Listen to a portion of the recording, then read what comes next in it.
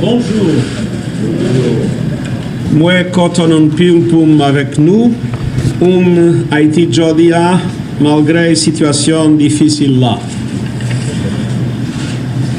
Moi, te vin potei un petit message pour nous, Nations Unies, camper avec vous.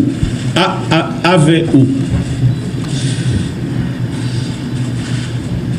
Mesdames et messieurs de la presse, ma visite à Haïti est une visite de solidarité.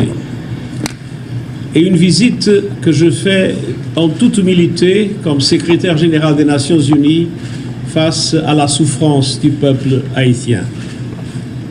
Ma solidarité va au peuple haïtien qui fait face à un terrible cycle de crise sécuritaire, politique et humanitaire qui s'exacerbent mutuellement.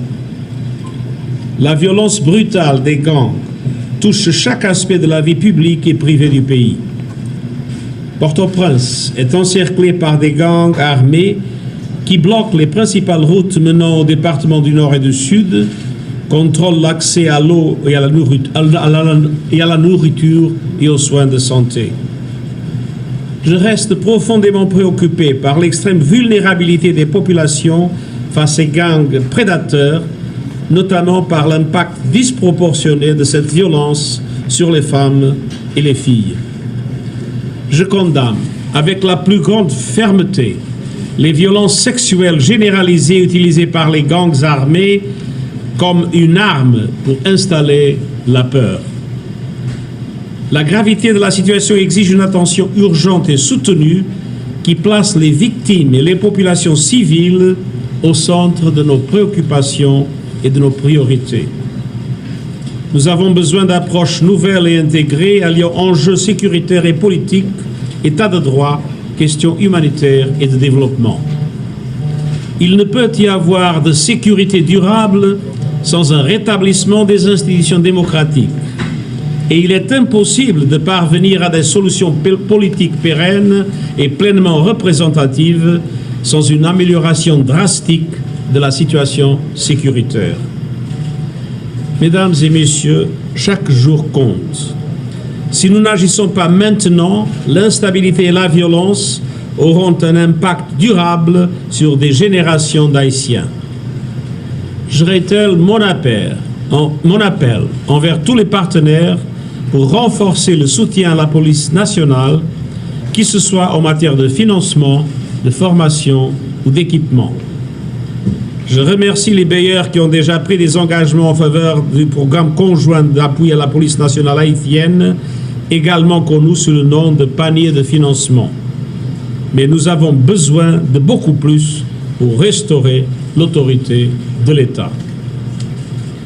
Je continue d'exhorter le Conseil de sécurité à autoriser le déploiement immédiat d'une force de sécurité internationale robuste qui viendrait assister la police nationale d'Haïti dans la lutte contre les gangs. Et j'appelle à la communauté internationale pour être prête à donner suivi à cette décision du Conseil de sécurité que je désire. Ce n'est pas le moment d'oublier Haïti ou d'affaiblir notre solidarité envers son peuple. Mesdames et messieurs, près de 2 ans se sont écoulés depuis l'assassinat du président Moïse. Les auteurs de ce crime odieux doivent être traduits en justice. Et Haïti doit revenir à l'ordre démocratique dès que possible. Aujourd'hui, j'ai eu des échanges francs avec le Premier ministre, le Haut Conseil de la Transition, la société civile et les partis politiques sur le besoin d'une entente politique pour mettre fin à la crise.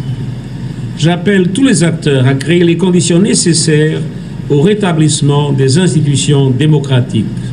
Chacun doit dépasser ses intérêts personnels et faire des concessions afin de faciliter l'émergence d'une vision commune et d'un chemin électoral viable et crédible.